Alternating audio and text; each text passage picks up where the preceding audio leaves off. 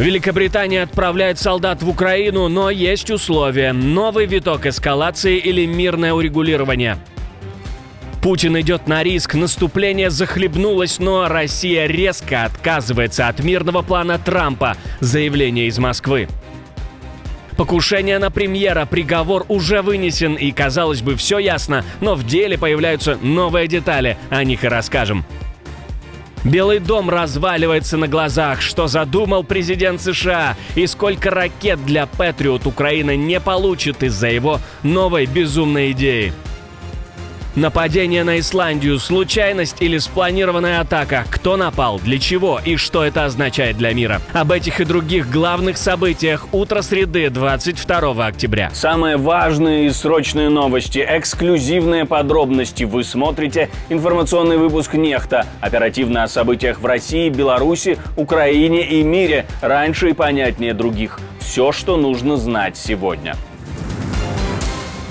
Летнее большое наступление России захлебнулось, не пройдя и полшага. Очередная попытка Москвы переломить ход войны закончилась провалом. По подсчетам The Economist, за месяцы наступления российская армия захватила всего менее чем 0,5% территории Украины, потеряв при этом сотни тысяч человек. Издание отмечает, атаки, начавшиеся в мае, охватили почти весь фронт, но ни одна стратегическая цель так и не была достигнута. Украинские войска удерживают ключевые города, включая Покровск, несмотря на постоянные штурмы. По оценкам издания, более 100 тысяч российских солдат погибли только в этом году. Но линия фронта почти не изменилась с 2022. Аналитики отмечают, что в нынешнем темпе России понадобится время до 2030 года, чтобы полностью захватить 4 внесенные в их конституцию области – Донецкую, Луганскую, Херсонскую и Запорожскую. А на полное завоевание Украины ушло бы еще больше века.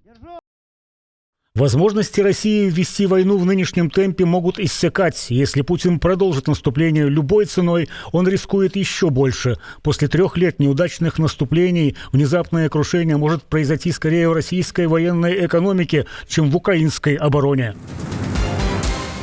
Лондон готовится к новому шагу, который может изменить баланс сил в Европе. Британия готова отправить войска в Украину и формирует новый военный блок. Страна готова выделить более 100 миллионов фунтов на возможное размещение своих войск в Украине, но только если президент США Дональд Трамп заключит мирное соглашение с Россией. Британия и Франция в течение последних 6 месяцев создают коалицию добровольцев из более чем 30 стран, которая сформирует многонациональные силы Украины.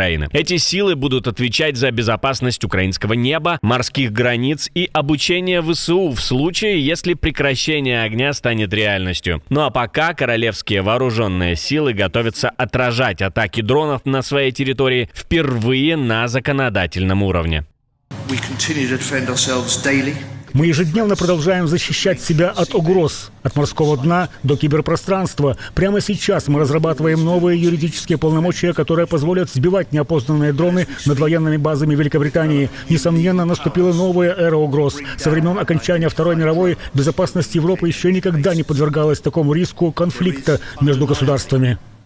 По словам министра, новые меры должны укрепить защиту британских баз от возможных атак или разведывательных операций иностранных государств.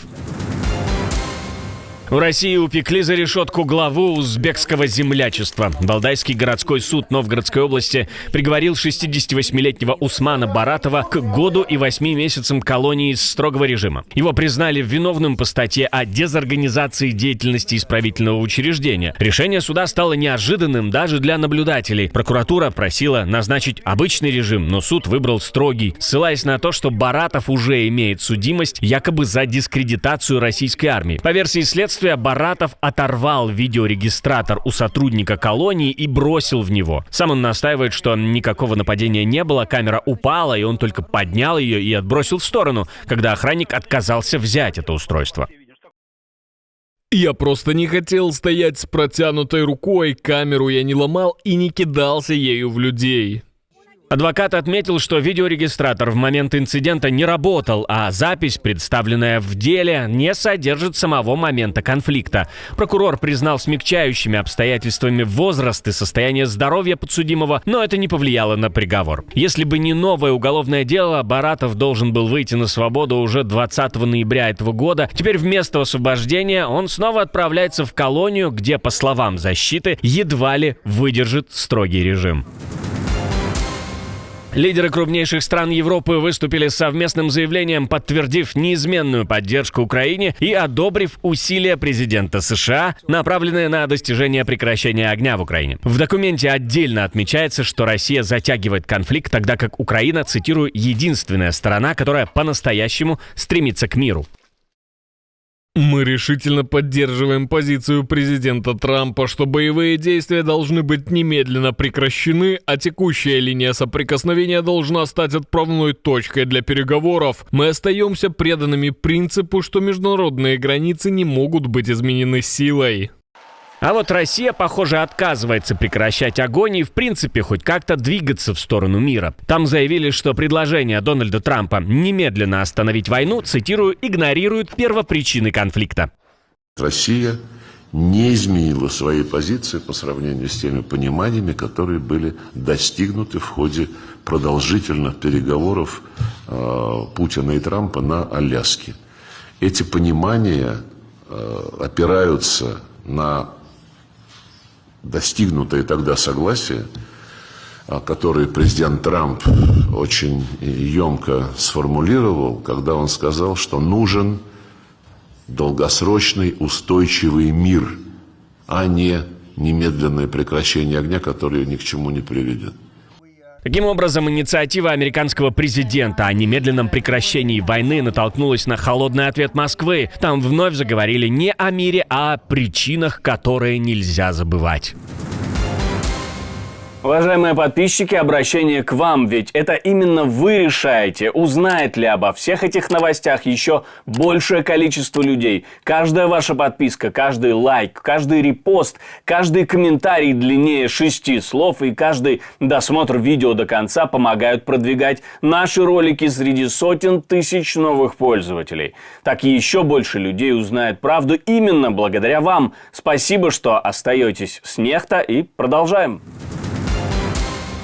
5 выстрелов почти в упор, и только через год суд ставит точку. Один из самых громких судебных процессов в современной Словакии подошел к финалу. Суд приговорил 72-летнего писателя Юрая Цинтулу к 21 году лишения свободы за покушение на премьер-министра Роберта Фицо.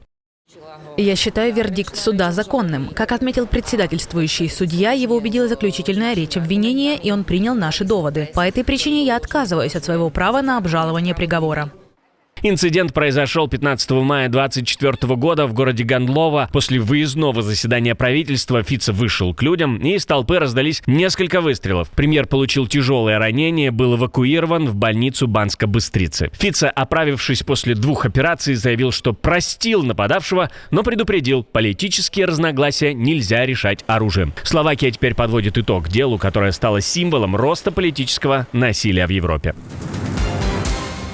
Внезапный валютный всплеск, которого не ожидал даже российский Центробанк. За сентябрь в страну влилось свыше 1 триллиона рублей в иностранной валюте, и никто официально не объясняет, откуда эти деньги взялись. По данным Центрального банка, валютные остатки клиентов выросли сразу на более чем 1 триллион рублей. Это самый мощный приток за несколько лет, но источник этого дождя из юаней или долларов регулятор предпочел не называть. Речь, как считают аналитики, идет о новом транше по долгосрочному контракту 2013 года между Роснефтью и китайской CNPC, по которому Москва обязалась поставить Пекину более 300 миллионов тонн нефти в течение 25 лет. Эксперты предполагали, что очередной платеж придет осенью, и не ошиблись. По оценкам, сумма сделки около 12 миллиардов долларов, примерно 1 триллион рублей. Только теперь расчеты, судя по всему, идут не в долларах, а в юанях. Символично для новой экономической реальности России. Экономисты заметили, из-за этого в сентябре рублевая денежная масса сократилась, но общая выросла. Для таких цифр нужны внешние вливания, авансы по экспортным контрактам или другие валютные поступления, объясняют аналитики. Трамп развалил Белый дом. В Вашингтоне бульдозеры снесли часть восточного крыла, чтобы освободить место под новый президентский бальный зал Дональда Трампа. Тяжелая техника демонтировала фасад исторического здания, где раньше находились офис первой леди, театр и вход для иностранных делегаций. Проект оценивается в $250 миллионов. Как утверждает Трамп, оплатить строительство он планирует из личных средств и пожертвований сторонников.